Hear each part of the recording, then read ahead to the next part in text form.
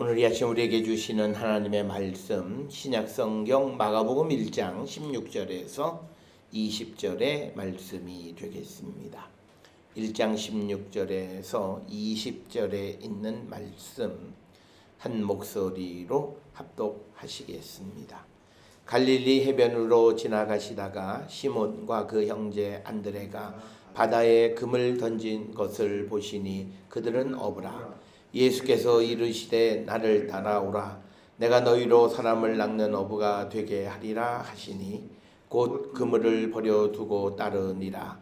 조금 더 가시다가 세베대의 아들 야고보와 그 형제 요한을 보시니 그들도 배에 있어 그물을 깁는데 곧 부르시니 그 아버지 세베대의 품꾼들과 함께 배에 버려두고 예수를 따라가니라. 아멘.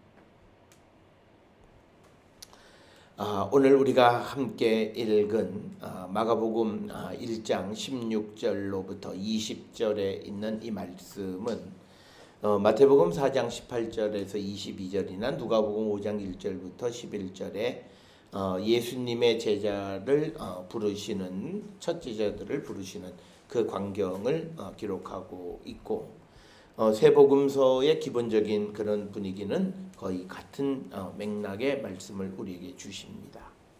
특별히 오늘 우리가 주시는 이 말씀을 우리가 묵상하는 가장 큰 이유는 우리가 세상을 살아가면서 내가 누구인가라고 하는 정체성을 우리가 갖지 못하면 자기 자신에 대한 어떤 자긍심을 우리가 가질 수 없다라고 하는 겁니다.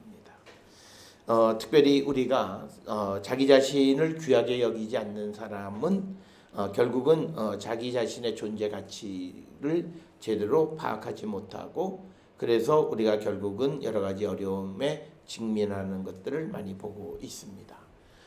오늘 우리가 살고 있는 이 시대의 많은 신앙인들은 신앙을 통해서 어떤 개인적인 목적이 너무 앞서다 보니까 내가 누구인가라고 하는 사실을 잊어버리고 그래서 내가 누구인가라고 하는 그 대답이 주는 나의 역할이 있는데 그 역할을 우리가 잊어버리고 살아간다라고 하는 거죠.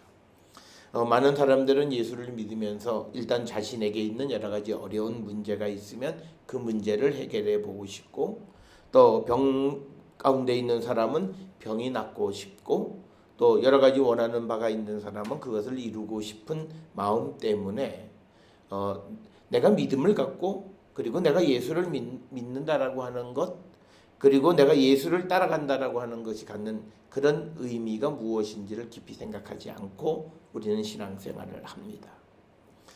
우리가 성경을 조금만 읽어보면 예수님께서 우리를 부르셨다라고 하는 것의 의미가 뭐고 왜 부르셨고 그리고 부르심을 받은 자들은 앞으로 어떤 삶을 살아야 된다라고 하는 것이 너무나 명확하게 성경에 언급되어 있음에도 불구하고 우리가 너무 개인적인 것에 치중하다 보니까 이 모든 것을 놓치고 맙니다.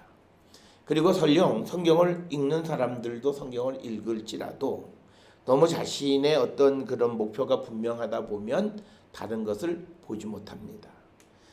우리가 성경을 우리가 볼 때 가장 우리가 놀라운 일은 성경을 백독을 해도 안 보이던 구절이 어느 날 보이기 시작합니다.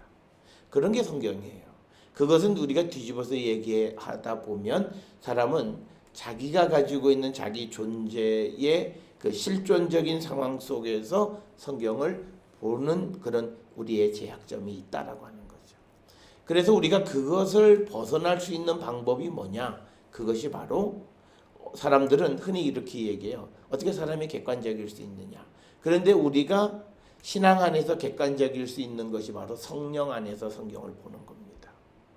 성령 안에서 우리가 성경을 보는 것은 나의 어떤 실존 속에서 성경을 보는 것이 아니라 하나님의 입장에서 성경을 보는 거예요. 그러면서 내가 어떻게 살아야 되겠는가라고 하는 것에 대한 대답을 얻는 거라는 겁니다. 그래서 우리가 성경을 읽을 때 우리에게 가장 중요한 그 성경을 깨닫게 하시는 도구는 성령입니다. 그러니까 우리가 성령을 체험하지 아니한 사람들이 성경을 읽으면 그 성경 안에서는 예수 그리스도의 뜻을 발견하지 못합니다. 그 대표적인 것이 우리가 잘 아는 것처럼 구약에 나와 있는 그 선지자들의 말이나 율법의 말을 읽었고 그것을 정말 잘 알고 있는 바리새인, 사두개인 그리고 율법 선생들은 그 속에서 메시아를 통한 하나님의 구원의 역사에 대해서 제대로 알지 못하는 거예요. 그러니까 똑같은 것을 봐도 그가 어떤 입장, 즉 하나님의 입장에서 성경을 봐야 된다. 오늘 우리가 세상을 살아가는 가운데에서 우리가 독서하는 방법은요, 독자 중심이에요. 그래서 내가 그 책에서 무엇을 깨달았느냐라고 하는 거예요. 그런데 오늘 세상을 살아가는 사람들이 그런 입장을 그대로 성경에서 가져오려고 해요. 그러면 어떤 문제가 생기냐면 하나님은 나를 위한 하나의 어떤 헬퍼나 집사 역할밖에 안 해요. 내가 필요한 것이 있으면 그 필요만을 공급해 주는, 그래서 내가 보지 못하는 부분은 안 봐도 되는 것처럼 여기는 것은 성경을 잘못 이해하는 겁니다. 그래서 우리가 전문적으로 성경을 분석하는 방법 중에 독자반응 비평이라고 하는 그런 독서 읽기 방법이 있는데 그것은 그렇게 성경을 읽는 데 있어서 유효하지 않다라고 하는 거예요. 그러니까 이런 거예요. 아프리카에 있는 사람이 성경을 보는 것과 한국 사람이 성경을 보는 게 다르대요. 우리는 그런 하나님을 믿는 게 아니에요. 우리는 아프리카의 사람이 성경을 보든지 한국 사람이 성경을 보든지 북한 사람이 보든지 미국 사람이 보든지 동일한 하나님의 모습을 볼 줄 알아야 된다는 거예요. 그러면 환경이 다른데 어떻게 동일한 걸 볼 수 있느냐? 그걸 볼 수 있게 해주시는 것이 성령이라는 겁니다. 그래서 우리가 성령이 뭐예요? 우리를 하나 되게 한다는 거예요. 우리가 성령이 무슨 방언하고 능력, 물론 그런 거 다 하세요. 그렇지만 성령이 우리에게 주시는 능력 가운데 가장 중요한 것은 성령이 우리를 하나 되게 해서 소통하게 하시는 거예요. 그래서 우리가 우리 한반도에 살고 있는 우리들뿐만 아니라 전혀 전쟁하고 관계없는 저 남미 사람들도 똑같이 그리스도 안에서의 전쟁 없는 평화를 갈망하면서 우리가 연대하고 그래서 힘을 합할 수 있는 것은 성령 안에서 되어진다는 거예요. 그래서 다시 우리의 본문으로 돌아오면 우리가 성경을 통해서 내가 누구인가라고 하는 것을 분명하게 우리가 고백하고 그래서 내가 누구라고 하는 것에 대한 그 대답 가운데서 내가 거기에 맞는 삶을 살아가는 것이 좋은 신앙이네요. 우리는 그냥 내가 하고 싶은 대로 열심히 하는 것을 좋은 신앙이라고 생각하는 경향이 있어요. 그건 아닌 거죠. 특별히 오늘 우리가 살고 있는 이 시대의 젊은 세대와 기성세대의 차이는 기성세대는 그냥 뭐든지 하여튼 열심히 하면 된다고 생각하는 거예요. 그런데 젊은 세대는 그게 아니에요. 자기가 거기에서 어떤 의미와 가치를 발견할 때 그때 정말 자기의 모든 것을 바칠 수 있는 거지, 무엇을 알지도 못하면서 그것을 따라가고 거기에 힘을 쏟는 일은 하지 않겠다라고 하는 거죠. 그래서 오늘 우리가 주시는 본문에서 우리는 믿음 생활을 하는 우리는 누구냐? 성경에서 우리는 내가 예수를 믿는 게 아니라 주님이 우리를 부르셔서 주님을 믿게 하셨다라고 하는 거예요. 그래서 우리가 신앙의 주체가 아닙니다. 그걸 잊어버리면 안 돼요. 우리는 우리가 생각할 때 이런 거죠. 내가 어렵고 힘드니까 어떤 그 문제를 해결하기 위해서 내가 그 예배당으로 발걸음을 옮긴 것 같지만 그러나 내 마음속에 나를 예배당으로 이끌어 가시는 분은 하나님이시다라는 거예요. 그래서 우리의 신앙의 주체가 내가 아니라 하나님이시다라고 하는 것을 우리가 인식해야 되는데 오늘 살고 있는 현대인들이 그것이 잘 되어지지 않아요. 그래서 오늘날 우리가 살고 있는 시대에 물론 이게 바람직한 거긴 합니다만 그러나 그것을 하나님께까지도 적용하면 안 돼요. 사람이 중심이고 사람이 소중한 건 맞아요. 그러나 그 소중함이 하나님 앞에서 우리가 자기의 소중함을 주장하면, 그렇다고 해서 하나님이 우리를 소중히 여기지 않으신다는 게 아니에요. 우리가 하나님 앞에 가서 내가 아버지 앞에는 종입니다 그랬을 때 하나님은 우리를 아니다, 너는 내 아들이라고 우리를 올려주시고 그래서 내가 그 속에서 자존감을 회복하는 거예요.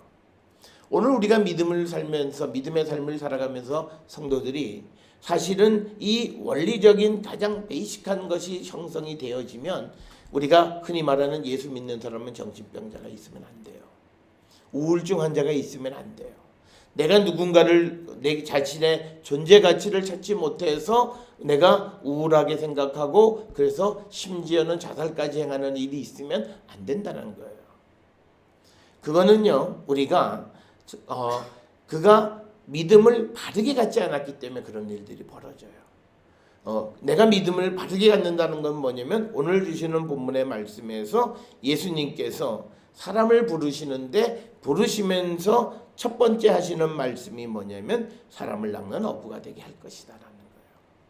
그래서 여기에서 중요한 것은 뭐냐면 예수님이 먼저 제자들에게 나를 따라오라고 말씀하시는 거예요. 주님이 우리를 택하셨다는 거예요. 그래서 나는 누구냐? 하나님에 의해서 부름받은 자예요.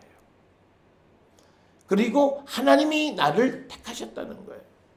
이 세상의 수많은 사람들 가운데에서 하나님이 나를 택하셨다. 그래서 내가 하나님의 택함을 받았다.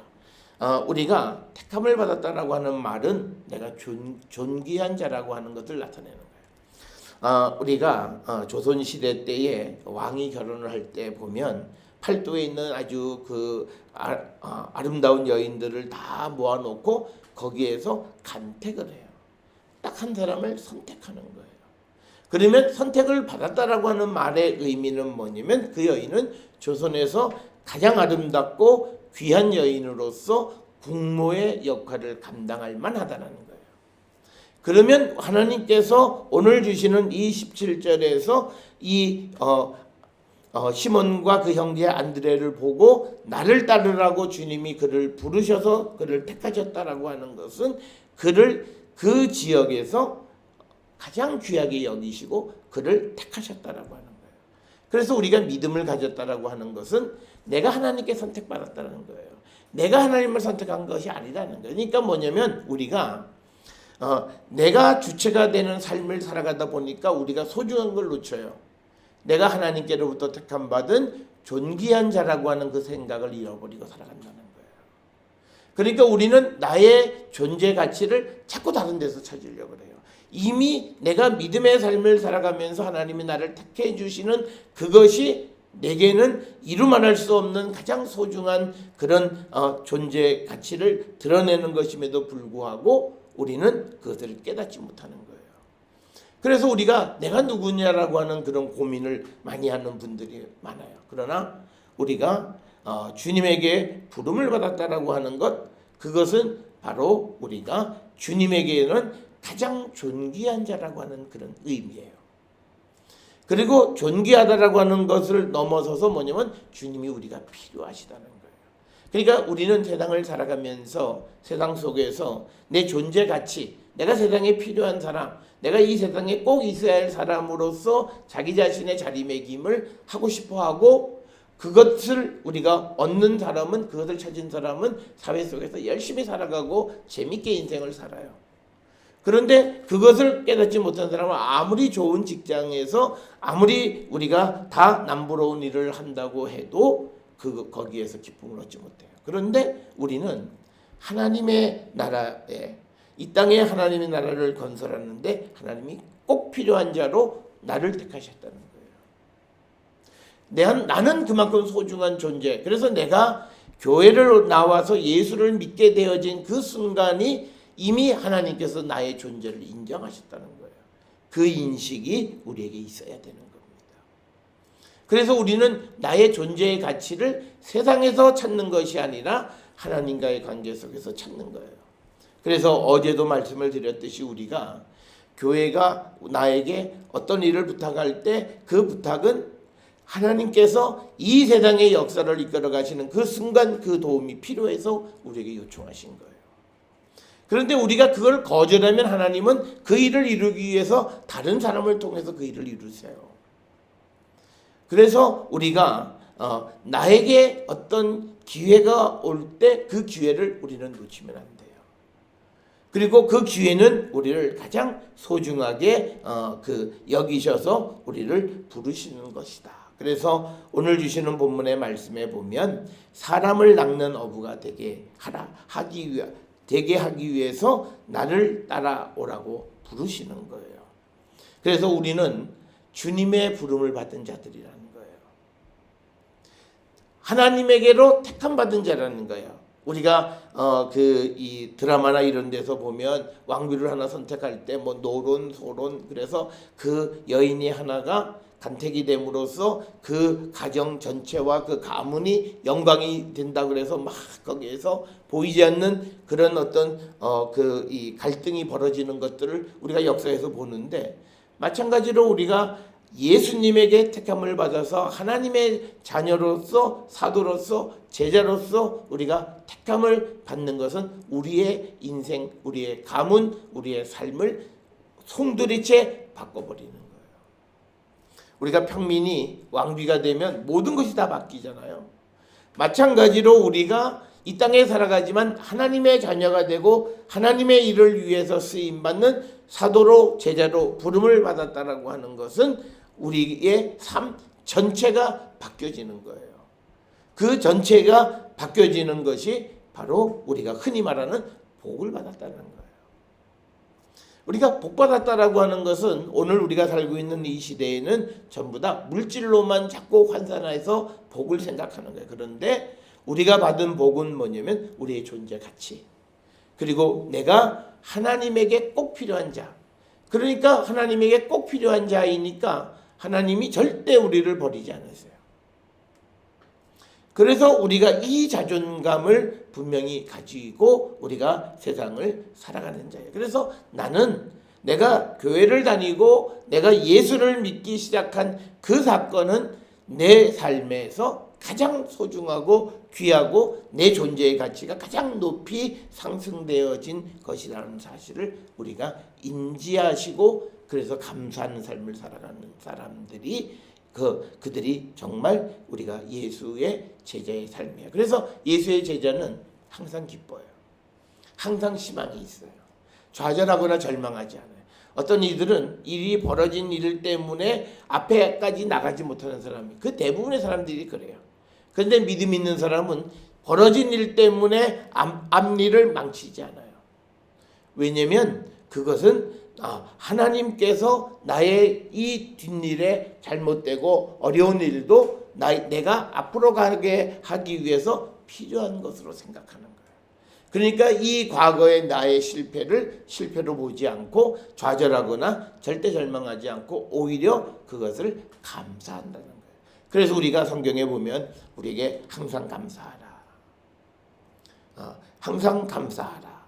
우리 청년이 그 오랜 그 투병을 하면서 자기가 그 모든 과정을 이길 수 있었던 건 뭐냐면 순간순간 지날 때마다 큰 하나님의 감사함을 느꼈다라고 하는 거예요. 그게 모든 고통을 이기게 하는 힘이었다. 그리고 이것이 내게 필요해서 하나님이 주신 것으로 내가 수용하고 그랬을 때 절대 자기 자신에 대한 존재에 대한 이런 회의나 절망이나 실망 이런 것이 아니라 오히려 그 어려움 속에서도 기쁨을, 그래서 그 병동에 있는 간호사가 자기는 그렇게 암 환자가 이렇게 그 기쁘게 살아가는 사람을 처음 봤다, 이런 말을 듣고 자기 자신이 모든 것을 잘 이길 수 있도록 도우시는 하나님의 은혜. 그래서 우리가 하나님의 자녀가 되고 일꾼이 되었고 하나님께 택함을 받았다는 것은 그런 거예요. 하나님이 우리를 세상에서 가장 좋은 사람으로 만들어가요. 왜냐면 나는 세상이 딱 하나고 하나님은 내가 꼭 필요하시기 때문에 나 하나를 그냥 스쳐 지나가 버리고 없어도 되는 사람 취급할 수가 없는 거예요. 하나님의 역사는 모든 하나님의 선택이 그 나사가 딱 맞아서 돌아가게 돼 있어요. 그래서 어느 한 사람도 하나님이 소홀히 하지 아니하시고 공평하게 모든 사람에게 은혜와 복을 내려주시는 분이에요. 그런 소중함을 갖고 살아가는 것이 택함 받은 자라는 거예요. 그러면 왜 하나님께서 우리를 택하셨냐라고 하는 거예요. 그것은 바로 우리가 다시 세상에 보냄을 받기 위해서예요. 그러니까 뭐냐면 여기에서 이제 가장 큰 차이가 생겨요. 대부분의 사람들이 신앙생활하는 게 자기 자신을 위해서예요. 내가 잘 되고 내가 아픈 게 낫고 그것 때문에 그렇게 되어졌을 때 거기서부터 신앙은 옆으로 옆길을 따라가는 거예요. 그런데 우리가 하나님이 우리를 택하셨고 예수님이 이 베드로나 그러나 안드레 그리고 세베대의 아들 야고보와 그리고 요한을 부르신 이유는 나를 따라서 사람을 낚는 어부가 되라는 거예요. 그 말은 뭐냐면 다시 그들을 사람을 낚는 어부로 보내시는 거예요. 그러니까 우리를 보내기 위해서 주님이 우리를 부르신 거예요. 이걸 우리가 잊어버리면 안 됩니다. 우리가 원단 예배 때나 우리가 지난 첫 예배 때도 우리가 교회에서 항상 새해가 되면 하나님의 은혜와 복이 넘치기를 우리가 서로 축복합니다. 목사들이 복을 빌어줘요. 그렇지만 지날 때 놓고 보면 복이 별로 오지 않아요. 이유는 뭐냐면 복만 생각하지 그 복을 받기 위해서 성경에서 우리에게 꼭 얘기하는 게 있어요. 네가 제자의 삶을 살아라. 그러면 나머지 모든 것은 내가 알아서 해주마. 그런 관점에서 우리가 마태복음 6장에서 하나님은 우리가 구하지 않는 것까지도 주신다는 거예요. 내가 열심히 세상을 살아가고 하나님의 나라의 일을 위해서 하나님의 백성으로서 사도로 보냄을 받은 자의 사명을 살아갈 때 하나님은 그 모든 것을 이루어 주세요. 우리가 가끔 보면 해외에 그 파견되어진 그 선교사님들의 자제들을 보면 그들이 선교지에서 자녀들을 제대로 잘 교육할 수가 없어요. 그런데 그들이 반듯하게 자라서 정말 우리가 세상으로 봐도 성공했다라고 하는 분들이 가끔 있어요. 그거예요. 하나님은 아프리카 오지에 가서 우리가 생각하는 정상교육을 받지 못해요. 그리고 거기는 인터넷도 안 되고 아무것도 잘 되지 않는 그곳에 보내진 자, 그래서 그 부모가 아이를 홈스쿨링을 하는 거예요. 그 뭐 홈스쿨링 하고 싶어서가 아니에요. 교육 제도가 없어요. 거기서 그렇게 가르쳤는데 결국은 그들이 나중에 정말 세상 사람들이 부러워하는 자리까지 간다는 거예요. 하나님은 그렇게 책임져 주시는 거예요. 그래서 우리가 하나님의 복을 받기 위해서는 우리가 택함 받은 자의 삶을 살아가려고 할 때 하나님은 우리의 필요를 채우시고 우리가 기대하지 못한 것까지도 우리에게 주시는 분이에요. 그래서 우리를 세상에서 가장 귀하게 여기시는 분이에요. 그래서 우리는 내가 생각하는 것은 우리가 세계적으로 유명한 과학자나 뭐 이런 사람들이 처음부터 나는 세계적인 학자가 되고 그렇게 생각하는 사람은 별로 없어요. 그냥 자기 일에 어떤 농촌에서 그냥 꾸준히 자기 일을 하다 보니까 나중에 하나님이 만들어준 자리가 되는 거예요. 그래서 오늘 우리가 중요한 것은 우리를 부르신 것은 다시 보내기 위한 것이라는 거예요. 그래서 우리가 다시 보냄을 받은 자의 삶을 사는 것, 그것을 한마디로 요약한 것이 사람을 낚는 어부예요. 이제 예수님께서 이 시몬과 안드레와 그리고 야고보와 요한을 부르셨어요. 그러면서 그들에게 너희는 사람을 낚는 어부가 되게 하리라라고 하는 것은 너희를 통해서 다른 사람을 구원하는 일을 하시겠다는 거예요. 그래서 우리에게 주어진 사명은 왜 하나님이 나를 부르셨느냐? 다른 사람을 구원하기 위한 거예요. 세상에 보내시기 위해서 우리를 부르셨다라고 하는 이 목적, 이 부르심의 그 의미를 우리가 분명히 깨닫는 자가 되어야 합니다. 그래서 우리가 예수님으로부터 택함을 받은 자는요, 이제부터 우리는 이 세상을 위한 영적인 의사가 되는 거예요. 그 말은 뭐냐면 사람들이 어떤 영혼의 구원의 문제에 그 해법을 제시해주고 그들을 주께로 인도해서 그들의 영혼을 구원하는 일을 위해서 우리가 사용되어지는 소위 이 세상의 영적인 세계를 그리고 영적인 세계의 의사 역할을 감당하는 거예요. 그래서 세상 속에서 방황하는 영혼들에게 그들이 가야 할 길을 비춰주고 바른 길을 가도록 하는 것. 그래서 우리가 나는 하나님에게로부터 라이센스를 받은 영적인 의사라고 하는 거예요. 그래서 이 땅에 영혼의 고통 속에 있는 자들, 절망 속에 있는 자들, 그들을 구원하는 그 역할을 하겠다는 거예요. 그렇기 때문에 오늘 주시는 본문에서 중요한 포인트가 18절에 보게 되면 예수님의 부름을 받은 시몬과 안드레가 그물을 버려두고 예수님을 따랐다는 거예요. 우리가 보면 17절에서 내가 너희로 사람을 낚는 어부가 되게 하리라 라고 하는 것에서 어부가 되게 한다라고 하면 우리 여기 지금 가지고 있는 그물 그걸 가지고 가서 고기를 잡아야 되겠다는데 이 시몬과 안드레는 그 말의 의미가 뭔 줄 알아요. 그러니까 그가 지금까지 썼던 그물을 버려둬요. 오늘 주시는 16절을 우리가 자세히 보면 지금 이 시몬과 안드레의 상황이 뭐냐면 그물을 던지고 있는 중이에요. 고기를 잡는 중이에요. 그러니까 그물이 내 손 안에 있어요. 그런데 예수님이 시몬과 안드레를 보면서 나를 따라 내가 그 사람을 낚는 어부가 되게 할 거다. 그래서 어부만 딱 생각하면 야 안드레 우리 이 그물은 가져가자.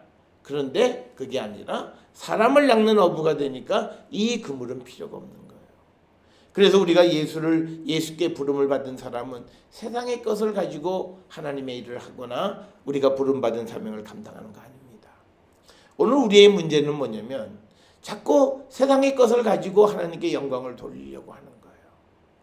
오늘 우리가 주시는 시몬과 안드레가 부름을 받고 예수를 따를 때 그는 그들이 생계를 위해서 가장 소중하게 여겼던 배 그리고 금을 버려두고 예수님을 따랐다라고 하는 거예요.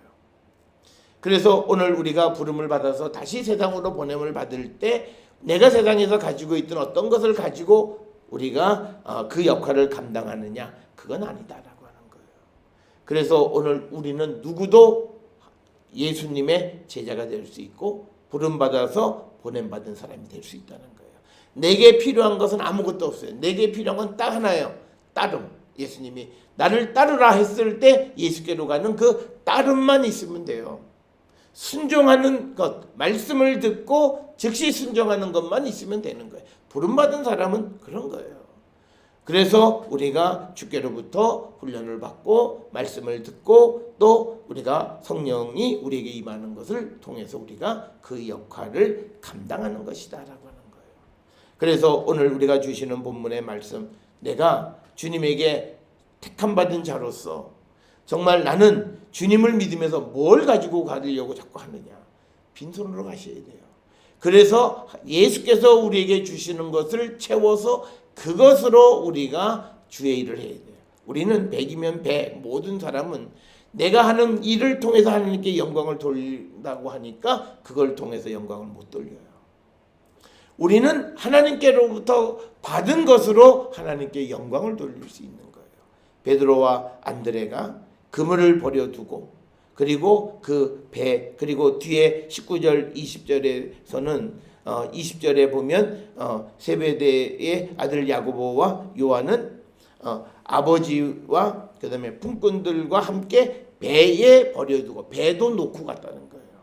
그러니까 시몬과 안드레는 그물을 놓고 그리고 야고보의 아들 세베대의 아들 야고보와 요한의 경우에는 그 이 품꾼 그리고 배도 놓고 예수님. 그러니까 어부에게서는 배와 그물이 전부예요.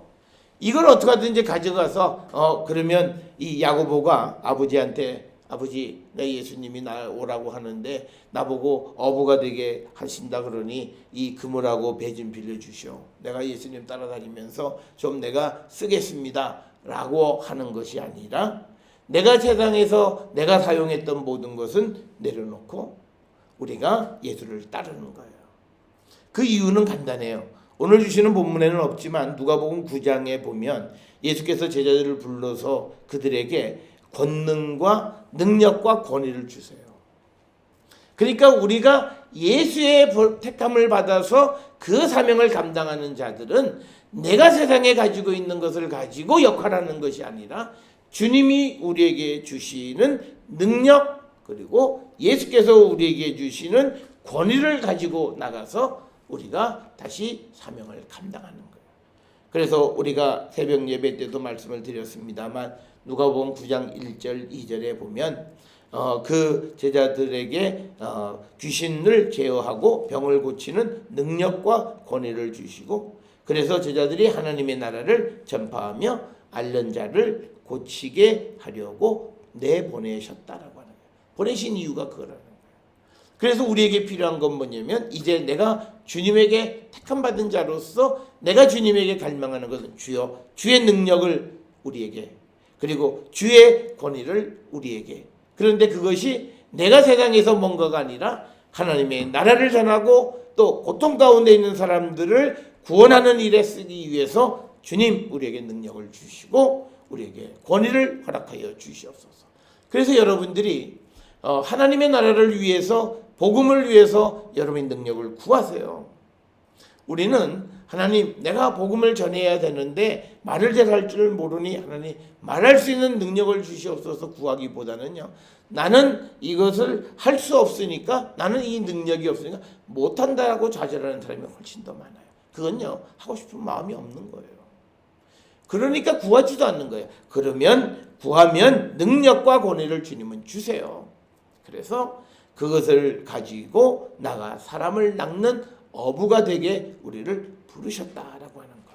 그래서 우리는 다른 사람들의 생명을 책임지는 사람들이라는 거예요. 우리에게 이렇게 소중한 일을 그래서 우리가 이 사회에 사람들의 어떤 영적인 문제, 정신적인 문제 왜 이렇게 됐을까? 왜 요즘 사람들이 이럴까? 그런 얘기할 필요가 없어요. 우리가 우리의 사명을 감당하지 않은 거예요. 그들의 영적인 세계에 대해서 우리가 책임지지 않았던 거예요. 교회가 외적으로 성장하고 발전하고 부흥하는 것 때문에 그들의 내면의 교회를 구성하는 사람들의 정신세계에 대해서 무관심했던 거예요. 그러니까 결국은 사회가 이렇게 변해지고 우리 스스로도 놀랄 만큼 변하게 되어졌다. 오늘 우리가 주시는 말씀 우리는 하나님이 부르셨습니다.